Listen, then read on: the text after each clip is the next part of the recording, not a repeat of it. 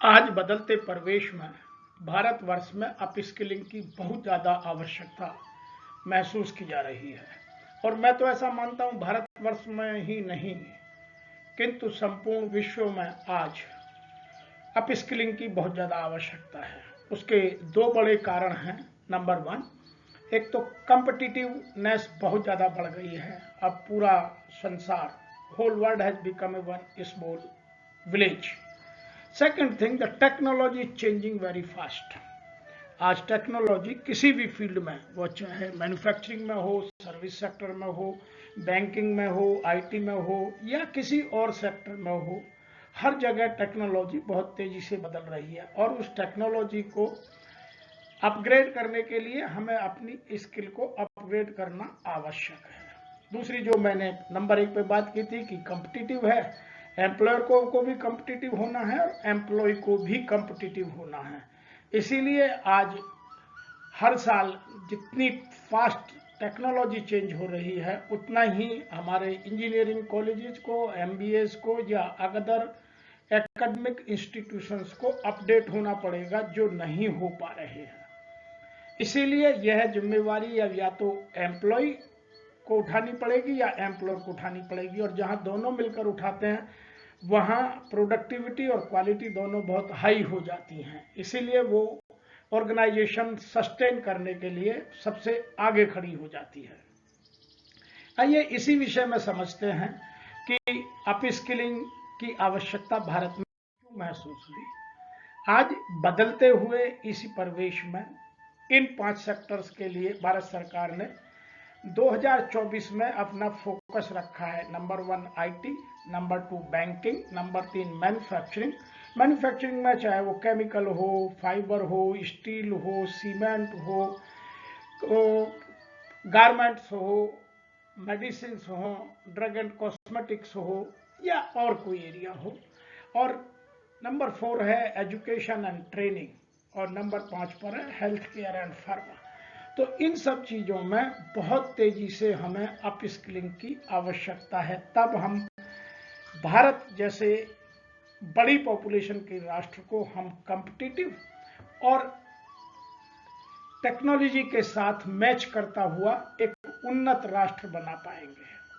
उसके लिए हमें कुछ चीजें समझनी होंगी। सबसे पहले अपस्किलिंग का मतलब हम क्या निकालते हैं। यदि मैं संपूर्ण भारत के हिसाब से अपस्किलिंग की बात करूं तो acquisition of new skills and knowledge in area where the person already has some prior experience. ये तो अपस्किलिंग की डेफिनेशन है कि जहां आप पहले से ही कुछ नॉलेज या एक्सपीरियंस उस एरिया में रखते हैं और अपने आप को ग्रो करने के लिए आगे बढ़ाते हैं। दूसरा, जो मैं बड़ी डिटेल में ऑर्गेनाइजेशन के हिसाब से या एकेडमिक इंस्टीट्यूशंस के हिसाब से अपस्किलिंग की बात करता हूं, वहां है मेरे हिसाब से कि आप जो कॉम्पिटिटिवनेस है उसको मैच करने के लिए और न्यू टेक्नोलॉजी को अडेप्ट करने के लिए आपको जो अपनी कॉम्पिटेंसी है, अपना स्किल सेट है, वह बराबर अपडेट करते रहना होगा। और it is a learning of new processes, क्योंकि जब हम इंजीनियरिंग करते हैं, एमबीए करते हैं, तो उस टाइम जो टेक्नोलॉजी थी वो अब खत्म हो गई। तो हमें अपने आप को, अपनी एज को शार्प करने के लिए अपस्किलिंग या रीस्किलिंग करना बहुत आवश्यक है। इसके लिए कुछ एम्प्लॉय आगे बढ़कर अपनी स्किल को अपस्किल करते हैं, कुछ ऑर्गेनाइजेशंस अपने एम्प्लॉयज को ट्रेनिंग एंड डेवलपमेंट के माध्यम से उनकी अपस्किलिंग कराती हैं। और आज अपस्किलिंग की आवश्यकता हर एरिया में है। मेरा मानना तो यह है कि आज अपस्किलिंग सॉफ्ट स्किल्स पर ज़्यादा फोकस करना होगा, क्योंकि जितना टेक्नोलॉजी का सोसाइटी में चेंज और एनवायरमेंटल चेंज हो रहा है, उतना माइंडसेट हमारा उतनी तेजी से नहीं बदलता। दूसरा, जितनी तेजी से टेक्नोलॉजी आती है उसको हम सही मायनों में अपने आप को एडेप्ट करने के लिए न्यू स्किल को अडॉप्ट करना बहुत आवश्यक है। इसके लिए हमें by developing these proficiencies, closing the gap between what employee can do and what the organization needs them to do. तो मेरे हिसाब से अप स्किलिंग वो गैप है जो ऑर्गेनाइजेशन क्या चाहती है, क्योंकि उसको मार्केट में सस्टेन करना है, कॉम्पिटिटिव प्रोडक्ट कॉम्पिटिटिव रेट पर बेचना है, तो उसको अपने एम्प्लॉय की अप स्किलिंग करना बहुत आवश्यक है। आइए अब इसको थोड़ा और डिटेल में समझते हैं कि why is skilling is important. Skilled professionals enable industries to maintain high quality and be competitive global market। जो मैं बार बार आपको बोला हूं कि जहां स्किल मैन पावर होगी, जहां अपडेटेड स्किल की जो गैप है वो खत्म कर दिया जाएगा, उसको बहुत जल्दी से अप स्किल से या री स्किल से कंप्लीट कर लिया जाएगा, वहां ऑर्गेनाइजेशन ज़्यादा कॉम्पिटिटिव और ग्लोबली अपने आप को खड़ा करने में आसानी होगी, उसके प्रोडक्ट की क्वालिटी या उसकी सर्विस की क्वालिटी उन्नत किस्म की होगी। दूसरा, यह रोल केवल एक इंडस्ट्री के माध्यम से पूरा नहीं किया जा सकता, इसके लिए एकेडमिया और इंडस्ट्री दोनों को सिग्निफिकेंट रोल प्ले करना है। अब इसमें क्योंकि एकेडमिया को आज भारत में परिस्थिति बिल्कुल बदल चुकी है। एक्चुअली एजुकेशन भारत में प्रोफेशनल्स ने अपने हाथ में लेकर उसको बिजनेस बना लिया है, तो उस वजह से जो इंडस्ट्री की नीड है वह समय पर पूरी नहीं होती, लेकिन कुछ सर्टिफिकेट कोर्स करके या कुछ एडिशनल अप स्किलिंग के प्रोग्राम करा करके एम्प्लॉय की स्किल को डेवलप करने का कुछ प्राइवेट इंस्टीट्यूशंस ने काम लिया है, और वो उसके लिए अपनी बिजनेस को डेवलप करने के लिए अपने आप को अपग्रेड करते हैं, और इन्हीं से इंडस्ट्री की जो अप स्किलिंग है वो बहुत फास्ट होती जा रही है। इसके लिए एक बात और हमें समझनी होगी कि जहां वर्क प्लेस पर हम अपनी स्किल को अपग्रेड करना चाहते हैं, वहां 3 चीजों से हम ये काम कर सकते हैं। सबसे पहला है up skilling, improving your skill to improve productivity in current role. मैं यदि जिस रोल को कर रहा हूं उसी की प्रोडक्टिविटी बेहतर करने के लिए, प्रोडक्ट को या सर्विस को कॉम्पिटिटिव बनाने के लिए, या अपने जॉब को सिक्योर करने के लिए, जॉब सिक्योरिटी बढ़ाने के लिए मुझे अप स्किलिंग करनी आवश्यक है। दूसरी बात आती है क्रॉस स्किलिंग, कि आपको जो अपना रोल है वो हॉरिजेंटली या वर्टिकली उसमें ग्रो करने के लिए आपको क्रॉस स्किलिंग सीखने की बहुत ज्यादा आवश्यकता है। आज मार्केट में ये सब चीजें बड़ी आराम से मिलती हैं। तीसरी है reskilling, learning new skills so one can move to a new role. आज आपको अपनी कॉम्पिटेंसी बढ़ाने के लिए, अपने फुल पोटेंशियल को यूटिलाइज करने के लिए आपको रीस्किलिंग की भी बहुत आवश्यकता है। मैं और मेरी संस्था वीके डायनेमिक लीडरशिप सेंटर इस काम में बहुत लोगों की मदद कर रहे हैं। अब बात करते हैं कि organisations can develop an effective up skilling strategy and process. कोई भी ऑर्गेनाइजेशन अपने एम्प्लॉय की स्किल को अप स्किलिंग करने के लिए या तो एक स्ट्रॉन्ग स्ट्रेटजी और उसी के लिए रोबस्ट प्रोसेस को अपनाना आवश्यक है, और उसके ये 6 एरिया आइडेंटिफाई या 7 एरिया आइडेंटिफाई करने बहुत आवश्यक है। सबसे पहले है आइडेंटिफाई स्किल गैप, कि एम्प्लॉय आज क्या कर रहा है और ऑर्गेनाइजेशन की क्या रिक्वायरमेंट है, उन दोनों के बीच में कितना गैप है, उसको कितनी जल्दी से हम भर सकते हैं, वो आइडेंटिफाई करना। तो इसीलिए आज ट्रेनिंग एंड डेवलपमेंट का रोल किसी भी ऑर्गेनाइजेशन में बहुत इंपॉर्टेंट हो गया है। अब स्किल डेवलप के लिए, स्किल डेवलपमेंट के लिए एचआर को बहुत मेहनत करनी पड़ती है।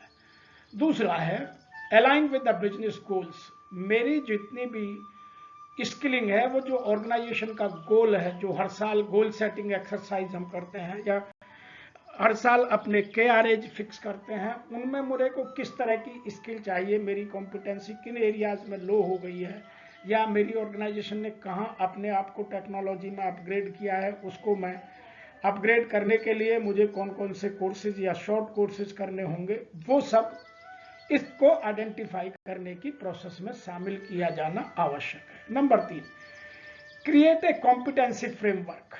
अच्छी ऑर्गेनाइजेशंस जो प्रोफेशनली मैनेज्ड हैं उनको अपना कॉम्पिटेंसी फ्रेमवर्क पर काम करना चाहिए कि मेरी किस प्रोडक्ट में किन किन लोगों की प्रोफिशेंसी अपनी अपनी कॉम्पिटेंसी में बहुत हाई है।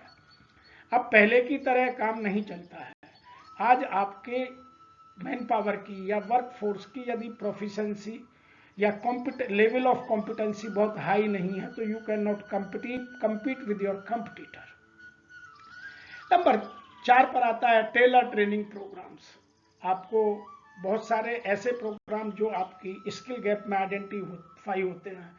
बहुत सारी ऑर्गेनाइजेशंस ट्रेनिंग नीड आइडेंटिफिकेशन ठीक से नहीं करती, इसीलिए उनको अपने यहाँ ट्रेनिंग एंड डेवलपमेंटल एक्टिविटीज की ROI महसूस नहीं होती। लेकिन जो ऑर्गेनाइजेशंस अपने यहाँ ट्रेनिंग नीड आइडेंटिफाई करते वक्त, वो चाहे टेक्निकल ट्रेनिंग्स हो या सॉफ्ट स्किल ट्रेनिंग्स हो, उनको आइडेंटिफाई करते वक्त यदि हाई लेवल ऑफ प्रोफिशिएंसी बरतती हैं, प्रोफेशनल अप्रोच से काम करते हैं, अच्छे अच्छे टूल यूज करते हैं, तो वो टेलर ट्रेनिंग प्रोग्राम्स अच्छे से मैनेज कर पाते हैं और उनके यहाँ ट्रेनिंग एंड डेवलपमेंटल एक्टिविटीज की ROI बहुत हाई होती है। नंबर 5 है इंडिविजुअल डेवलपमेंट प्लान्स। बहुत सारे लोगों के अपने इंडिविजुअल डेवलपमेंट प्लान होना बहुत आवश्यक है। इसके लिए टैलेंट मैनेजमेंट सेगमेंटेशन प्रोसेस जरूरी है कि आप उसके 9 बॉस मैट्रिक्स में कहाँ आते हैं और आपको कौन सा प्रोग्राम या तो आपके करियर डेवलपमेंट के लिए या आपके पोटेंशियल डेवलपमेंट के लिए या आपको सैलरी में हाइक के लिए, ताकि आपकी परफॉर्मेंस बेहतर हो सके, उसके लिए क्या प्रोग्राम या किस तरह की कॉम्पिटेंसी डेवलप करनी है या अपने स्किल सेट को इम्प्रूव करना है, वह वहीं से मेजर हो सकता है। नंबर 6 पर आता है प्रोवाइड रिसोर्स एंड सपोर्ट। ये एम्प्लॉयर की अब जिम्मेवारी बनती जा रही है, अदरवाइज उनके यहाँ ब्रेन ड्रेन बहुत ज्यादा होगा। यदि आपको अच्छी मैन पावर को रिटेन करना है तो अच्छी मैन पावर रिटेन करने के लिए आपको अपने ट्रेनिंग एंड डेवलपमेंटल सेक्शन को, जो ह्यूमन रिसोर्स का एक इम्पोर्टेंट एक एरिया है, उसमें बहुत ईमानदारी से और बहुत high level of professional approach के साथ काम करना आवश्यक है। अब उसमें यदि कहीं कोताही होती है तो फिर आपकी ऑर्गेनाइजेशन को अपने जो बॉटम लाइन है, जो आपका प्रॉफिट है या जो आपका एबिटा है, उसके लिए आपको मेहनत मशक्कत कहीं और करनी पड़ जाएगी। इसीलिए आप अपनी मैन पावर को या अपनी वर्क फोर्स को ट्रेनिंग नीड आइडेंटिफाई प्रोसेस से लेकर और कॉम्पिटेंसी डेवलपमेंटल अप्रोच तक प्रॉपरली वॉच कीजिए। एक एक प्रोसेस को ठीक से इंप्लीमेंट कीजिए और प्रोसेस को ठीक के साथ अपने अपस्किलिंग और रीस्किलिंग प्रत्येक लेवल पर प्रत्येक एम्प्लॉय की कीजिए। नंबर 7 बात करते हैं एनकरेज कंटिन्यूअस लर्निंग। आप अपनी ऑर्गेनाइजेशंस में या जो मैं एम्प्लॉयर के लिए विशेष रूप से निवेदन कर रहा हूं कि जो एम्प्लॉयर अपनी ऑर्गेनाइजेशन को आज की डेट में अपडेट रखना चाहते हैं, उनको यहाँ एम्प्लॉय लर्निंग के कुछ प्रोग्राम ऑनलाइन और ऑफलाइन दोनों अरेंज करने चाहिए और एम्प्लॉय को मोटिवेट करने के लिए उनको कुछ साथ में इंसेंटिव जोड़ना आवश्यक है। बहुत सारी ऑर्गेनाइजेशंस 50% फी रीएम्बर्स करती हैं, बहुत सारी ऑर्गेनाइजेशंस कुछ उनकी कॉम्पिटेंसीज डेवलप होने पर उनको नेक्स्ट लेवल में प्रमोट कर देती हैं। तो आप अपने जो गोल सेटिंग एक्सरसाइज है और जो आपका रिटेंशन पॉलिसी है, दोनों में जहां गैप है उसको खत्म कर इन चीजों को ठीक से डेवलप कीजिए। मेरी organisation VK dynamic leadership centre ये सब काम करने में आपकी बहुत मदद कर सकती है। हम बहुत सारी ऑर्गेनाइजेशन में ये काम करते हैं, स्किल गैप करते हैं, ट्रेनिंग नीड आइडेंटिफाई करने में मदद करते हैं, फिर ट्रेनिंग आइडेंटिफाई होने के बाद में किसको किस लेवल की ट्रेनिंग, उसकी कौन सी कॉम्पिटेंसी मैप करने के लिए दी जानी है या कहाँ कॉम्पिटेंसी गैप है, वो सब हम बहुत प्रोफेशनल वे में लोगों की मदद करते हैं। इसीलिए आप एज ए एम्प्लॉयर आपको इन चीजों को फोकस कर अपने यहाँ प्रोफेशनल्स की मदद लेना आवश्यक है। अब इसमें दो चीजें हो सकती हैं, एक एम्प्लॉय अपनी स्किल या अपस्किलिंग रीस्किलिंग स्वयं कर सकता है, जैसे आईटी में बहुत सारे कैंडिडेट स्वयं करते हैं, लेकिन मैन्युफैक्चरिंग सेक्टर में एम्प्लॉयर्स मदद करते हैं। उसके लिए हमें दोनों चीजों को जानना आवश्यक है। एक एम्प्लॉय को अपस्किलिंग के क्या बेनिफिट है? नंबर 1, गेट इन राइज, उसका प्रमोशन होने में आसानी रहती है। Make your work life more satisfying, आपका जो वर्क लाइफ बैलेंस है वह बढ़ जाता है। डिस्कवर ए न्यू पैशन, आप नए एरिया खोज करके अपने आप को डेवलप करने के लिए अपने पैशन को आगे बढ़ा सकते हैं। और नंबर 4 है डेवलप पर्सनली, आप अपने आप को पर्सनली डेवलप कर लीजिए ताकि आपकी मार्केट में जो रिक्वायरमेंट है, जो आपकी डिमांड है, जो आपके कैरियर को ग्रोथ मिलनी है, जो आपका पोटेंशियल यूटिलाइजेशन है, वो पूरा हो सके। इसी के साथ साथ एम्प्लॉयर को भी कुछ बेनिफिट्स हैं।